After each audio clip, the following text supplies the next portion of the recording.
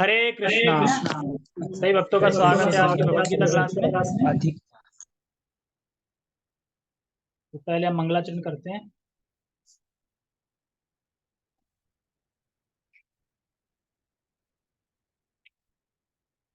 ओम अज्ञानतिमिरान्धस्य ज्ञानञ्जनशलाकया चक्षुरुन्मीलितं येन तस्मै श्रीगुरुवे नमः। श्रीचैतन्यमनोभीष्टं स्थापितं येन भूतले स्वयं रूपः कदा मह्यं ददाति स्वपदान्तिकम्। वन्देऽहं श्रीगुरो श्रीयुतापदकमलं श्रीगुरून् वैष्णवांश श्रीरूपं साग्रजातं सहगण रघुनाथामृतं तं सजीवम् साधुवेतं सावधूतं परिजन सहितं कृष्ण चैतन्य देवं श्री राधा कृष्ण पादान सहगण ललिता श्री विशाखान्विशांच। हे कृष्ण करुणा सिंधु दीनबंधो जगतपते गोपेश गोपिका कांता राधा कांता नमस्ते। तप्त कांचन गौरांगी राधे वृंदावनेश्वरी वृषभानुसुते देवी प्रणमामि हरिप्रिये।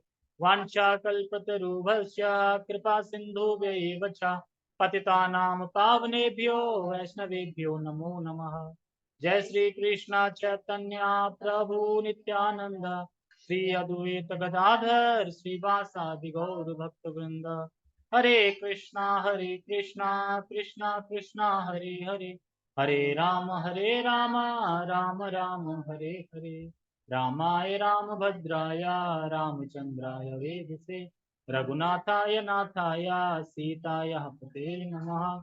नमः ओम विष्णुपादाय कृष्णपृष्ठाय भूतले श्रीमते भक्तिवेदांत स्वामिनि इति नामिने। नमस्ते सारस्वते देवे गौरवाणी प्रचारिणे निर्विशेष शून्यवादी पश्चाति देशतारिणे। हरे कृष्णा।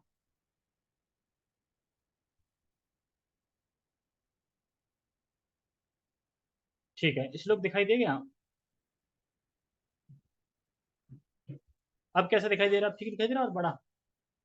ठीक है। तो भगवत गीता यथारूप अध्याय 14 श्लोक क्रमांक 20 से हम पढ़ेंगे आज। और आज का श्लोक पीछे के श्लोक से लिंक है। पीछे का श्लोक में क्या बताया गया था? गुणों के परे जो अपने आप को देखता है कि मैं प्रकृति के गुण से इनसे मैं अलग हूँ, भगवान भी अलग है, और फिर वह वो ऐसा देखता है, फिर वो भगवान के भाव को प्राप्त होता है। तो अब कोई वही भगवान के भाव को प्राप्त होता है, भाव क्या है भगवान, मतलब भगवान को भाव को प्राप्त होता मतलब क्या करता है वहां जाके? ये क्वेश्चन आएगा ना कि क्या करता है वहां जाके, भाव को प्राप्त होने के लिए क्या करना पड़ेगा। जैसे मैं बोलूं कि फलाना फलाना कमल किशोर को प्राप्त हो गया, प्राप्त होगा, तो प्राप्त होगा मतलब क्या करेगा वहां जाके, ये आएगा ना क्वेश्चन। तो वही यहाँ पे बता रहे हैं। पिछले श्लोक में बोला कि मेरे भाव को प्राप्त होता है, तो इसको और स्पष्ट कर रहे हैं कि क्या होता है उसके बाद, वहां जाने के बाद क्या होता है। ठीक है, तो हम पहले श्लोक का उच्चारण करेंगे। गुणान एतान तीत्यान त्रिदेही गुणान एतान त्रिंदे देहि देह समुद्भवान् जन्म मृत्यु जरा दुःखे विमुक्तो अमृतम स्मृते। गुणानि गुणानेतान् तित्यात्रिंद देहि देह समुद्भवान् जन्म मृत्यु जरा दुःखे विमुक्तो अमृतम श्रुते। गुणान एतान तीत्य त्रीन देही देहत समुद्भवान। देही, देही मतलब ये शरीर, त्रिदेही, ये शरीर किससे उत्पन्न हुआ है? तीन गुणों से। त्रिदेही देहत समुद्भवान, यानी कहने का तात्पर्य यह है, ये जो तीन गुण हैं, प्रकृति के तीन गुण हैं, इससे देह उत्पन्न हुआ है। गुणा नेतान तीत्य मतलब तीन गुण है जो देही देह समुद्भवान, ये जो हमारा देह है ये तीन गुणों से उत्पन्न हुआ है। तो इन तीन गुणों से बने हुए शरीर से संबंधित जो भी कार्य हैं, कार्य जो भी कार्य हैं, जब जीव उससे पार चला जाता है, गुणातेन, गुणान एतान मतलब जो गुण है उससे परे जब चला जाता है, जो जिस गुण से शरीर प्राप्त हुआ है और इस शरीर के जो भी कार्य हैं, सारा कुछ प्रकृति गुणों से कार्य होता है, जो भी कार्य है जो इनसे परे चले जाता है, तो क्या होता है? इनसे परे चले जाता है मतलब तीनों गुणों को पार कर जाता है, लांग जाता है तीनों, तो क्या होता है? तो क्या हो जाता, क्या हो जाता है और चला जाता है तो क्या हो जाता है, तो बताते हैं। तो फिर वह जन्म, मृत्यु, जरा और व्याधि यानी दुख। जन्म, मृत्यु, जरा, व्याधि। जरा माने बुढ़ापा, व्याधि मतलब क्या होता है? बीमारी ना। हाँ दुख, ठीक है, तो दुख है। तो क्या हो जाता है? जन्म, मृत्यु, जरा, व्याधि, आगे क्या बोला? विमुक्तो। एक होता है मुक्त, एक विमुक्तो मतलब बहुत अच्छे से मुक्त हो जाता है। अच्छा, मुक्त होके क्या करता है? सो जाता है। सो जाता है, सोते नहीं है दिन में, तो सेवा करते हो दिन में, वो मुक्त हो गया। अमृतम अनुसृते, अमृत का भोग करता है, अमृत का भोग करता है। अमृत क्या है आगे बताएंगे, कौन सा अमृत? यानी जन्म, मृत्यु, जरा, व्याधि, इन दुखों से वह मुक्त हो जाता है, बहुत अच्छे से मुक्त हो जाता है और अमृत का अनुभव करता है। देखो, यहाँ भौतिक संसार में रह के हम सुख का अनुभव नहीं कर पाते, अमृत का अनुभव नहीं कर पाते, लेकिन कभी कभी थोड़ा फील हो जाता है जब भगवान की थोड़ा झलक आ जाए उधर, तो बड़ा अच्छा लगा नाम है कभी कभी। तो वही सुख जो आत्मा का सुख है, जो रियल आत्मा का सुख है, वो वहां जाके उसका अनुभव कर। हरे कृष्णा, हाँ, हरे कृष्णा। चौमासे में कीड़े मकड़ियों का डर रहता है, जमीन पर लेटने की बोलते हैं चतुर्मास में। कीड़े मकोड़े का डर रहता है, जमीन पर बैठा, हाँ। चतुर्मास में तो पूरे 4 महीने बोलते हैं ना, पूरे चार चतुर्मास तो पूरा 4 महीने बरसात का होता है। क्यों बोलते हैं? अगर वो ऐसा नहीं बोलते हैं कि जमीन बिल्कुल लेट जाओ, चटाई बिछा के लेट जाओ और घर पे लेटो जमीन पे। अभी तो जमीन पे ही लेटे हैं। और देखो, ये हमें यहाँ लग रहा है कि यहाँ कीड़े मकोड़े होते हैं चौमासे में, कैसे, लेकिन अगर पहले उसमें चले जाओ तो लोग नीचे जमीन पे ही लेटते थे। हम नहीं लेटते थे, हम भी तो लेटते थे ना जमीन पे। जमीन पे खाट पे नहीं लेते, जमीन पे एकदम बिछा दो, बड़ा आनंद। जैसे मान लो मैं कभी टूर पे जाते हैं, ट्रिप पे जाते हैं वृंदावन, तो वहाँ क्या मतलब, वहाँ पे नहीं, जब हॉल बुक करते हैं तो पूरा नहीं बिछा देते हैं जमीन पे। तो पक्के जमीन पे बात हो रही है, कच्चे जमीन पे बात नहीं हो रही है कि कहीं खेत में जाके लेट जाओ तो सांप आए और नाचे फिर ऊपर आके, है ना, ऐसे नहीं। ठीक है, तो श्लोक समझ में आ गया? पूछूंगा मैं किसी से भी। क्या समझ में आया? कि वो अमृत का अनुभव करता है, मतलब कि इन 3 गुणों को लांग जाता है, भाव को प्राप्त होता है, मतलब इन 3 गुणों को लांग जाता है और फिर जन्म, मृत्यु, जरा, व्याधि से मुक्त हो जाता है, क्योंकि असली जो दुख है यही है, जन्म, मृत्यु, जरा, व्याधि, इसके अलावा कोई दुख नहीं। यही तो है ना टेंशन। देखो, जन्म, मृत्यु, जरा, व्याधि दुख हो गए, इसके अलावा कोई दुख नहीं है, मतलब बोले अच्छा इसके अलावा भी तो है दुख, टेंशन वेंशन, ये क्या है? ये आ जाता है उसमें, आदि दैविक, आदि भौतिक, आदि आत्मिक, 3 क्लेश और है, यानी 4 3 7, यही है, इसके अलावा 8वां कोई दुख नहीं है, सब इसे ही है। आदि दैविक, आदि भौतिक, ये तो आना ही आना अपने कर्मों के हिसाब से। जन्म, मृत्यु, जरा, व्याधि ये ध्रुव है, ये होगा ही। जन्म लिया है तो मृत्यु भी होगी, मृत्यु है तो जन्म भी होगा, और फिर बीमारी भी आएगी, दुख भी आएंगे, ये आएंगे आएंगे, सुख दुख आते रहेंगे सबकी लाइफ में। पैसे से क्या होगा? पैसा से दुख तो आएगा ही। ठीक है। अब ये श्लोक कौन बोल रहा है? भगवान बोल रहे हैं, और इसके द्वारा हमें प्रेरित कर रहे हैं कि तुम इन गुणों से पार करने का प्रयास करो। कर रहे हैं कि नहीं प्रेरित? 12 बता रहेंगे नहीं, मतलब पूरा यहाँ पे 19 श्लोकों के बाद 20वें में क्या समझ में आ रहा है, 19 20 में, कि इन गुणों से पार जाना हमें, सतोगुण में भी नहीं रहना हमें, सतोगुण के पार जाना। तो ये भगवान हमें प्रेरित कर रहे हैं कि इन गुणों से ऊपर उठने का प्रयास करो, हे अर्जुन, प्रयास करो। तो इससे क्या होगा? क्या होगा बताओ, अगर हम इन गुणों से ऊपर उठ जाएंगे तो क्या होगा, क्या मिल जाएगा हमें?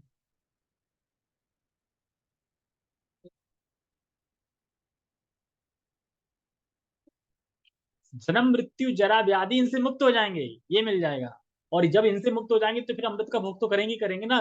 प्रॉब्लम तो यही है ना, 4 चीजें जब यही नहीं होंगी तो तुम नहीं करोगे अनुभव खुशी का। तो ये तो वो हो गया ना, यार पहले छूट गया, हाँ पहले छूट गई, तो पान कर ना, ये चीजें तो छूट गई ना। भगवान कह रहे हैं पहले कि जन्म, मृत्यु, जरा, व्याधि के दुखों से मुक्त हो जाओगे और मेरे धाम आके फिर अमृत का स्वादन करोगे, यानी अमृत का अनुभव करोगे।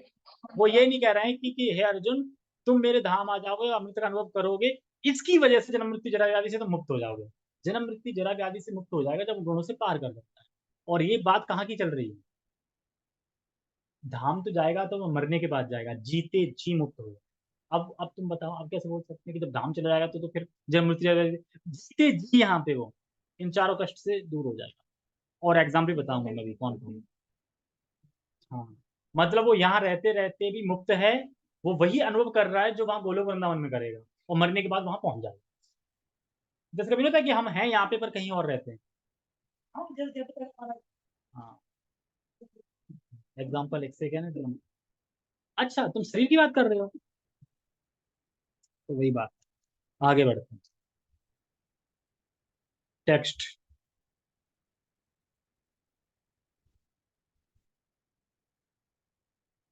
जब देहधारी जीव भौतिक शरीर से संबंध इन तीनों गुणों को लांघने से समर्थ होता है, तो वह जन्म मृत्यु बुढ़ापा तथा अनेक कष्टों से मुक्त हो सकता है और इसी जीवन में अमृत का भोग कर सकता है। अमृत का भोग कर सकता है। कौन सा अमृत है ये? तो स्वर्ग मिलता है वो। तो जन लोग स्वर्ग लोग, वो चंद्र लोग में जो भक्ति का दिव्य सुख है, नाम जप में जो आनंद मिलता है, भगवान की लीला सुनने में जो मन लगता है, भगवान की कथा श्रवण कीर्तन इत्यादि में जो दिव्य रस है, जो दिव्य अनुभव है, उसकी बात चल रही, उसका भोग करता है। अब भोग से अब ये आ रहा है ना, भोग मतलब इस स्वर्ग में भोग कर रहा है, भोग तो है ना, लेकिन दिव्य सुख का भोग कर रहा है, भोग तो करेगा। जैसे कि पीलिया की बीमारी का एग्जाम्पल। पीलिया का बीमारी का अगर कोई बैठा हो और फीस्ट है, और फीस्ट आ गई उसके सामने, उसने बोला आज तो मैं खाऊंगा दबा के आइसक्रीम खीर रबड़ी, और जैसे ही खाया, कड़वी लग रही है उसे। कड़वी क्यों लग रही है? बाकी सब चपोड़ चपोड़ के लगे खाने में खूब, और लाओ, वो कह रहा है हमें कड़वी लग रही है। क्यों? क्योंकि वह पीलिया से ग्रसित है। जब वह पीलिया से धीरे धीरे ठीक हो जाएगा तो उसे भी वो टेस्ट आ जाएगा। उसी तरीके से हम पीलिया से ग्रसित हैं, हम सब पीलिया से ग्रसित हैं। और हम जब उनको देखते हैं ना कि फलाना फलाना भक्त है, इन्हें बड़ा रस मिल रहा है, कीर्तन में नृत्य कर रहे हैं, नाच रहे हैं, बड़ा आनंद मिल रहा है। हाँ हाँ, और मतलब जो उच्च पद के जो भक्त हैं, यार हमें कब होगा ऐसा, हमें कब ऐसा अनुभव मिलेगा? तो जब हम क्योंकि पीलिया रोग से ग्रस्त हैं, अभी हमें इसलिए अनुभव नहीं हो रहा, जब हम पीलिया से मुक्त हो जाएंगे तो हमें भी अनुभव होने लगेगी। यहीं पे रहते रहते कहीं जाने की जरूरत नहीं है। जैसे कि स्पिरिचुअल दिव्यता का भोग करेगा वो इसी जीवन में, पॉसिबल है। अगर कोई बोले अच्छा इसी जीवन में रह के मैं दिव्यता का भोग करूंगा, मुक्त हो जाऊंगा जन्म मृत्यु जरा व्याधि से, कैसे? तो ये पॉसिबल है। क्या करना पड़ेगा? तो कह रहा है इसके लिए दम लगाना पड़ेगा, बहुत दम लगाना पड़ेगा भाई। क्या दम, किस चीज में दम लगाना पड़ेगा? गुणों से पार जाना पड़ेगा, यानी दम लगाना पड़ेगा, गुणों से पार जाना पड़ेगा तब। लेकिन हम दम लगा रहे हैं कि हम कैसे इन गुणों में बने रहें, हम उस पर दम लगा रहे हैं। जैसे ही कितने दिन absent रही, अब बोले जूम पे आई थी, हम बता रहे जूम पे, जूम पे सिर्फ फॉर्मेलिटी होती है सुनने की। अभी मैं जूम पे कुछ पूछ दूं ना तो कुछ नहीं बता पाएंगे पीछे का, कुछ भी। लेकिन यहाँ पे बैठ के थोड़ा फर्क होता है, ये तो होता ही होना, लाइव में जूम में फर्क नहीं पड़ता क्या? ये तो ये भी तो नहीं है। देखो, जूम होता है दूर वालों के लिए, और रूम होता है पास वालों के लिए। जूम और रूम, जब दूर है तो जूम, जब पास है तो रूम है। जानबूझ के दूर दूर, कितना दूर घर है। अच्छा, और जब ट्यूशन लगाया था तो क्या ट्यूशन पढ़ने नहीं जाते थे रोज नियम से? वो क्लास थी ना, उसमें समझाया जाता है, ये क्लास थोड़ी है, ये तो टाइम पास है। अच्छा, पैसा चार्ज करना पड़ेगा मुझे तब आएंगे। ऐसा सब लोग अपना रजिस्ट्रेशन करा लेना, 200 रुपये महीना रहेगा, ठीक है? फिर अपसेंड कर लेना जिसको करना है, पर यहाँ 200 रुपये महीना चाहिए, ठीक है? है ना, नहीं तो फिर क्या फायदा है ना, छुट्टी करना है कुछ करना है। नहीं तो फिर और फिर उसके बाद ना एग्जाम भी हुआ करेगा, एग्जाम भी दिया करूंगा बीच में। क्या समझ, जैसे भी मैंने इससे पूछा कि अगर इन तीनों गुणों से मुक्त हो जाएंगे तो क्या मिलेगा, तो क्या पता नहीं। अभी बताया कि अभी का नहीं पता कि क्या मिलेगा। तो ये दर्शाता है कि हम किसके प्रति भाग रहे हैं। जैसे ये पहले 16 माला कर रहे थे, अब 2 पे आ गए, 2 है, चल रही है ना तो। अरे एक बात, खाना चल रहा है, पीना चल रहा है, तुम ये बता दो कि कौन सी एक्टिविटी तुम्हारी कम हो गई है? में बात कर रहा है तो माला कर लगे, धीरे धीरे बहुत ज्यादा प्रॉब्लम तो बाकी वैसे भी तो बोल ही रहा है ना, वैसे नहीं बोलता है, बोलता नहीं, घर में चुप रहता है। कई चीजें हैं, कई राम धन्य। ठीक है बाबा, तो 8 माला कर लो, 16 की जगह 2, मतलब क्या है, 2 ही।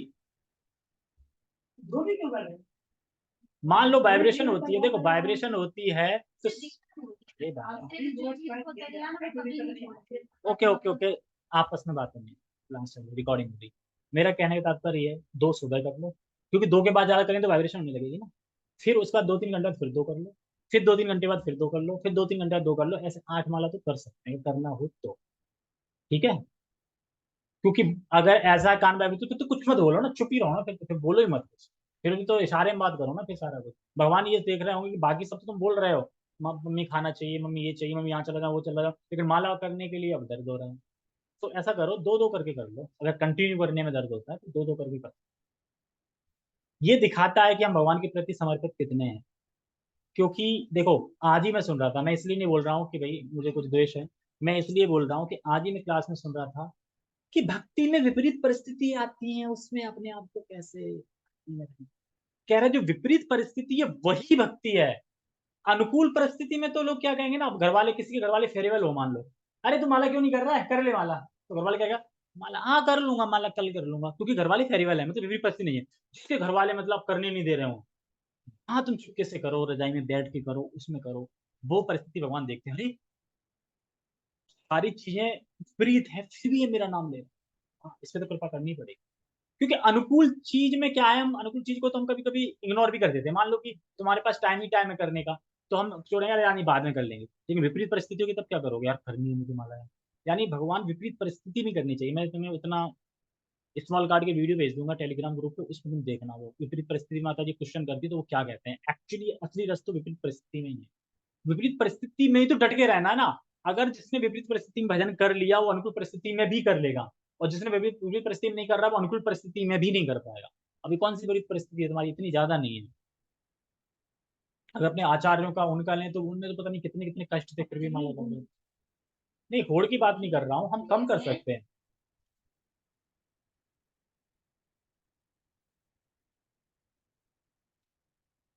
ओके, ठीक है, हम आगे अभी चर्चा करेंगे, पहले मैं इसको खत्म कर लूँ। कहाँ पे थे हम, हाँ। तो मैं ये सब क्यों बोल रहा था, मैं बोलता दम लगाना पड़ेगा, गुणों से पार जाने के लिए हमें दम लगाना पड़ेगा। बाकी सब चीजों में दम लगा रहे हैं हम, गुणों में बने रहने के लिए दम लगा रहे हैं, लेकिन गुणों को पार होने में दम नहीं लगा रहे। देखो एक क्वेश्चन और किया था किसी ने, कि हम भक्ति में प्रगति कर रहे हैं, ये कैसे पता चलेगा कि हम भक्ति में प्रगति कर रहे हैं। पहले मैं तुम सबसे क्वेश्चन पूछता हूँ, कैसे पता चलेगा हम भक्ति में प्रगति कर रहे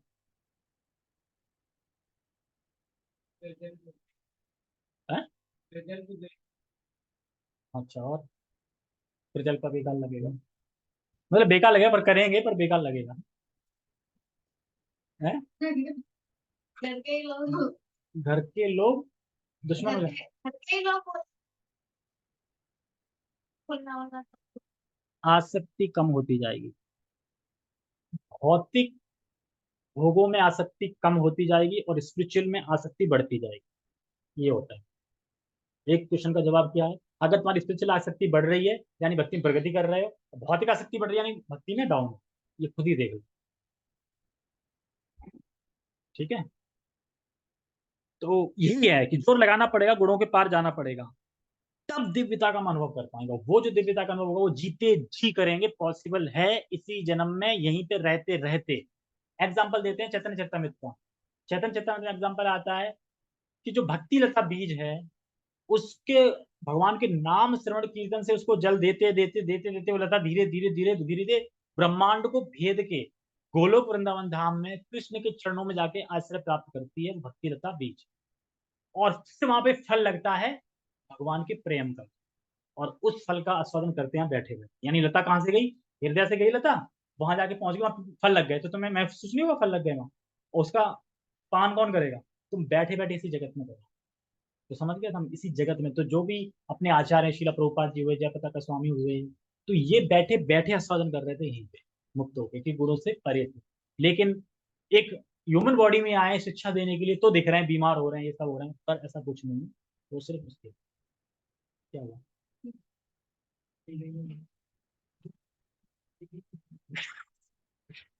वो तो खैर अब चलो, वो तो दिव्यता में है। ठीक है, तो जो व्यक्ति आध्यात्मिक अनुशीलन कर रहा है यानी भक्ति वगैरह कर रहा है, देख रहा है कि मेरे चित्त में इन गुणों का प्रभाव हो रहा है, जो देख रहा है, मैं इन शरीर मैं और देखिए मैं इस शरीर से भिन्न हूँ, जो गुणों के प्रभाव हैं उनसे अलग हूँ, इसलिए व्यक्ति इसलिए मुझे भक्ति करेंगे तो फिर मैं मुक्त हो जाऊंगा और इन गुणों से परे चला जाऊंगा।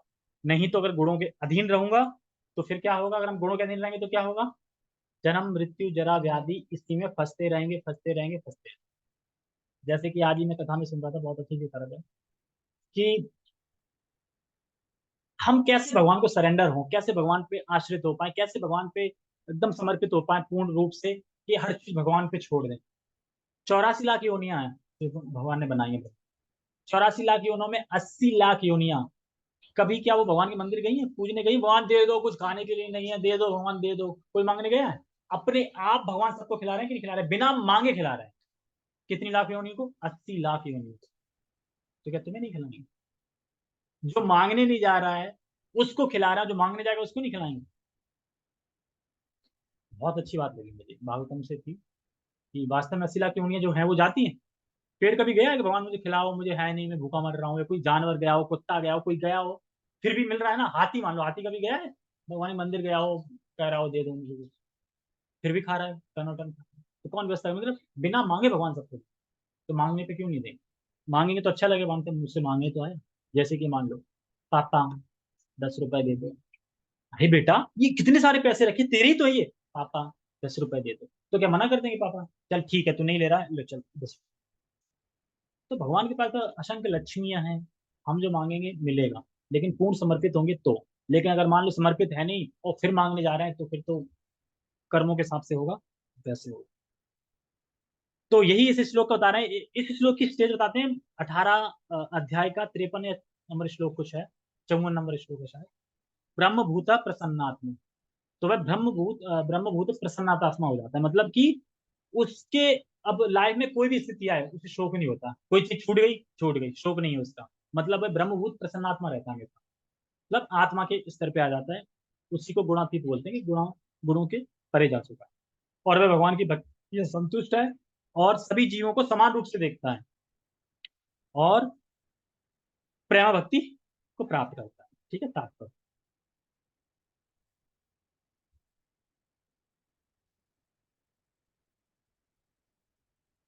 18 54 था। ठीक है, इस श्लोक में बताया गया कि किस प्रकार इसी शरीर में कृष्ण भावनामृत होकर दिव्य स्थिति में रहा जा सकता है। आ गया ना? कृष्ण भावनामृत होकर इसी शरीर में दिव्य स्थिति में रहा जा सकता है, मतलब इन गुणों से परे जाके दिव्य से रहा जा सकता है। तो इसमें एक एग्जाम्पल आता है कार का। जो कार वाला होता है, तो कार वाला कार चला रहा है तो वो चला रहा है कार, एक्चुअली वो खाली ड्राइव कर रहा है एक तरीके से, लेकिन पेट्रोल इंजन उसके पुर्जे वुर्जे वो सभी मिलकर काम कर रहे हैं ना, तो वो उनसे अलग है ना बिल्कुल। लेकिन अगर वो अपने आप को कार समझ लेता है, कार से अटैच कर लेता है, तो वो कहता है हाँ मेरी कार, मैं कार, मतलब ये सब करने लगता है। लेकिन वो बिल्कुल अलग है उससे, क्योंकि वो सारी प्रक्रिया चला रही है उसको, चीज कार को वो नहीं चला रहा। ठीक है, वो तो एक निमित्त मात्र है उस तरीके से, बाकी तो पेट्रोल ना हो तो चला लेगा, बैठ जाओ कार में, पेट्रोल नहीं है तो चल जाएगी। सब चीजें होती पुर्जा, वो सब चीजें मिलके कार को चला रही है। ठीक है, इस तरीके से जैसे कहते हैं रोबोट भी कार चला लेते हैं, अब वो तो जीव नहीं है। तो कार पे हम नहीं चला रहे हैं ना कार, इसका मतलब कार में तो खुद इलेक्ट्रिक चीजें खुद से उसका रिपेयर का चलता है।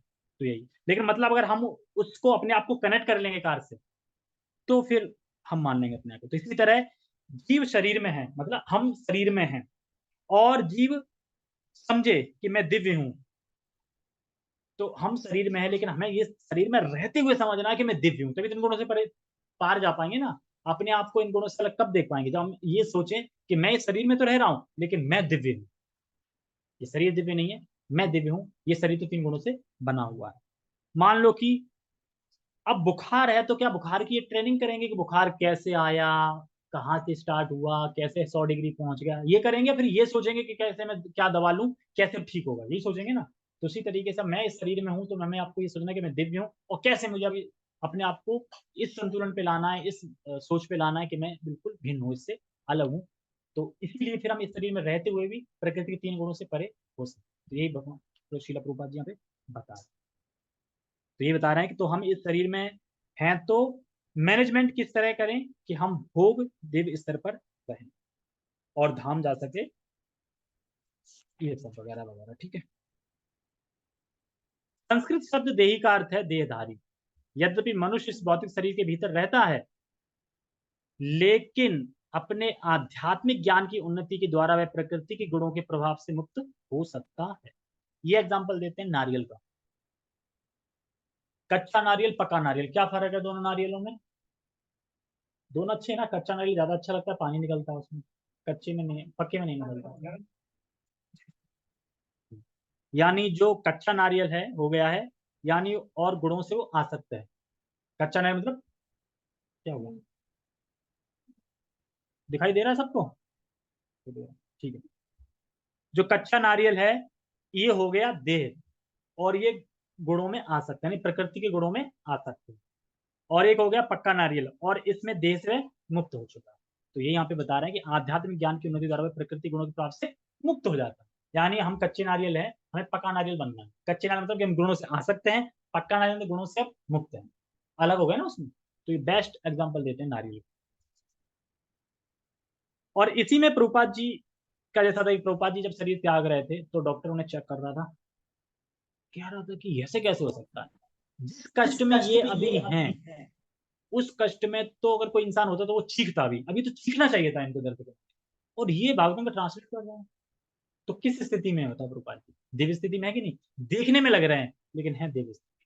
वैसे तो है ही, वे देख सकते हैं कि प्रभुपाद जी 40 रुपए लेके अमेरिका गए और 40 करोड़ की प्रॉपर्टी खड़ी कर दी, यानी टेम्पल खड़े कर दिए। ये कौन कर सकता? सामान्य व्यक्ति कोई नहीं कर सकता, किसी में इतनी हिम्मत ही नहीं। वो तो छोड़ो, हम भिंड शहर में करके दिखा दें ऐसा, 20 रुपए लेके जाएं और कर दें 20 करोड़, कर लेंगे? अमेरिका तो दूर की बात है, हम यही नहीं कर सकते। ठीक है। तो जयप्रकाश का स्वामी का बता ही दिया कि जब वो बीमार थे, स्वास्थ्य खराब था, तो दिल्ली के किसी हॉस्पिटल में भर्ती थे। तो हिज हॉलीनेस गोपाल कृष्ण गोस्वामी महाराज इन्हें देखने गए थे। तो वो कहते हैं आप कैसे हैं? तो ठीक हूँ मैं, फाइन, बढ़िया, बिल्कुल भजन चल रहा है, सब कुछ चल रहा है। कहते पर आपके शरीर में तो ट्यूब लगी है, पाइप लगी है, सिरिंज विरिंज लगी है। अच्छा, आप शरीर की बात कर रहे हैं? अच्छा शरीर, मतलब वो शरीर के बिल्कुल लेवल से अलग ही थे, इस तरीके से। तो इस तरीके से हम समझ सकते हैं। अब ऐसा नहीं है कि हम भी उसी लेवल पे, हम भी काट पीट के आ जाएं और हम भी समझ जाए, हम उस लेवल पे नहीं है। हमें आचार्यों को कॉपी नहीं करना है, आचार्यों की जो शिक्षा है उनका अनुसरण करना है, उनको फॉलो करना है, उस हिसाब से चलना है। जैसा अभी ये वीडियो आई है रिसेंटली कि राधे राधे जपे हरे कृष्ण जपे, तो सिस्टमेटिकली बता दिया शास्त्रों से, आचार्यों से, और शास्त्र से, आचार्यों से, राधा रानी से, कृष्ण से, शिव से कि क्या करना चाहिए, और फिर उत्तर निकलता है हरे कृष्ण। अब कोई राधे राधे अपने मन से कर रहा है, शास्त्र में कहीं मेंशन नहीं कि राधे राधे करना। श्री संत, श्री श्री संप्रदाय तो वो नारायण है, नारायण का मंत्र। श्री संप्रदाय में नारायण का मंत्र है, जो वो है ना अपने टीवी पे कौन से आते हैं, अनिरुद्ध शाह, श्री संप्रदाय से, तो उनका नारायण का है ना मंत्र, राधे थोड़ी है। राधे मीन्स राधे मंत्र, राधे खुद कह रहे हैं हरे कृष्णा करो, कृष्ण खुद कह रहे हैं हरे कृष्णा करो, शिव कह रहे हैं हरे कृष्णा करो। राधे प्रकट हुई, राधा प्रकट हुई तो राधा प्रकट हुई थी वृषभानु के यहाँ, वृषभानु। अच्छा वैसे, हाँ हाँ हाँ हाँ, वो तो पता है आदिशक्ति। हाँ, मैं मंत्र की बात कर रहा हूँ, मंत्र कहाँ पे? अच्छा वो तो राधा है ही ना, वो तो इस साइड से राधा रानी इस साइड से आई है, एक से मतलब आदि शक्ति है उनकी, और बलराम है वो प्रथम अवतार है उनके, विस्तार है इस तरीके से। ठीक है, हम इसको करते हैं ना तो 10 मिनट लेता हूँ अगेन। ठीक है, कहाँ पे थे? वह इसी शरीर में आत्म जीवन सब, हाँ, गुणों के प्रभाव से मुक्त हो सकता है, और वह इसी शरीर में आध्यात्मिक जीवन का सुखोपभोग कर सकता है ना, इसी जीवन में इसी शरीर में आध्यात्मिक का भोग का अनुभव कर सकता, क्योंकि इस शरीर के बाद उसका वैकुंठ जाना निश्चित है। यहाँ कर रहा है और यहाँ से झटों से वहां जाना है बस, और कुछ नहीं करना। कोई दर्द नहीं मरने में, कोई कुछ नहीं, सीधा वहां पहुंच जाएगा। कोई ये नहीं कि तुरंत टाइम लगेगा, यहाँ से गया वहां पहुंच गया, इस तरीके से। लेकिन वह इसी शरीर में आध्यात्मिक सुख उठा सकता है। देखो, जाना निश्चित है। क्या इस शरीर में प्रेम प्राप्त हो सकता है? यस। कोई बोले कि इस शरीर में प्राप्त हो सकता है, ये शरीर तो है ही नहीं लायक, तो भौतिक गुणों से बना है, हो सकता है। पर प्रेम की और ऊंची अवस्था इस भौतिक शरीर, ये भौतिक शरीर धारण नहीं कर सकता, इसलिए भगवान स्पिरिचुअल शरीर देते हैं, आध्यात्मिक शरीर, वहां जाके हम कर सकते हैं। चैतन्य महाप्रभु चैतन्य लीला में कहते हैं ना कि जैसे मैंने बता दिया ना हृदय में जो भक्ति लता का, वो मैंने पूरा एग्जांपल दे दिया पहले, ठीक है। एक इसमें उसका भी देते हैं, मछली का एग्जांपल। मछली पानी में रह के जिंदा रहती है ना, और पानी से बाहर निकाल रहा है वो तड़प जाएगी। उसी तरह भक्त होते हैं, वो इसी शरीर में रह के भगवान का दिव्य अनुभव करते रहते हैं, और मतलब कि इन्हें भौतिक चीजों से कोई मतलब नहीं रहता होता है, बिल्कुल एकदम अपने उसमें लिप्त रहते हैं। दूसरे शब्दों में कृष्ण भावनामृत में भक्ति करना भव पाश से मुक्ति का संकेत है, और अध्याय 18 में इसकी व्याख्या की जाएगी। 18 है ना, ब्रह्मा ब्रह्मा मतलब 18 अध्याय, उसमें पूरी व्याख्या आएगी गुणों की, कि दान कौन कौन से गुणों में दिया जाता है, खाना कौन कौन से गुणों का होता है, ये सब किसमें आएगा, 18 अध्याय में। जब मनुष्य प्रकृति के गुणों के प्रभाव से मुक्त हो जाता है, वह भक्ति में प्रविष्ट हो जाता है, यानी वह शुद्ध भक्त हो जाता है। अब वह साधक नहीं रहा कि साधना कर रहा है, स्ट्रगल कर रहा है, नहीं, अब वो नहीं रहा। अब वह सिद्ध हो गया है और भगवान की भक्ति स्वाभाविक रूप से वो कर रहा है। और अब जो शास्त्रों के जो नियम वगैरह है ना, उसकी कोई उसे वो नहीं है, अब वो खुद से ही लगा है। ठीक है, इस तरीके से। तो इसके एग्जाम्पल पे रघुनाथ गोस्वामी की कथा आती है, जो महान आचार्य हुए हैं। जैसे कोई बोले, अच्छा देव पद पे हो जाता है और आचार्य 3 दिन में तो कुछ खाते नहीं थे, ऐसे कैसे हो सकता है, बहुत शरीर में रह के तो कुछ खाओ ना, मर नहीं जाएंगे। तो उसी के लिए कथा आती है कि रघुनाथ गोस्वामी थे, वह दिन में 3 बार एक दोना मट्ठा पीते थे, दिन में 3 बार एक दोना मट्ठा पीते थे। लेकिन एक बार उनकी स्वास्थ्य खराब हो गया, पेट खराब हो गया। तो वैद आया, वैद ने नाड़ी देखी, कह रहा है तुमने ना बहुत खीर खाई है। खीर खाई है? 3 दिन में एक दोना मट्ठा खा रहे हैं, खीर कहाँ से खा रही हो, बहुत खाई है ज्यादा, इसीलिए पेट गड़बड़ हो गया है। तो फिर उनसे पूछते हैं कि देखो मेरी नाड़ी, जो मैं कह रहा हूँ नाड़ी तो यही बता रही है, अब आप बता दो कि क्या सच है, पर नाड़ी तो यही कह रही है, आपने खीर खाई।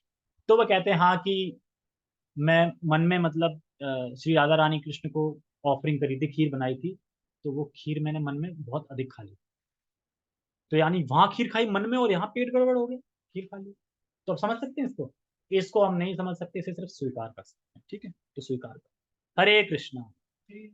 जगत गुरु शील प्रभुपाद की जय, श्रीमद् भगवद गीता की जय, नित्य नित्य गौर प्रेमानंद। Hari Hari. Hare Krishna. Okay, thank you.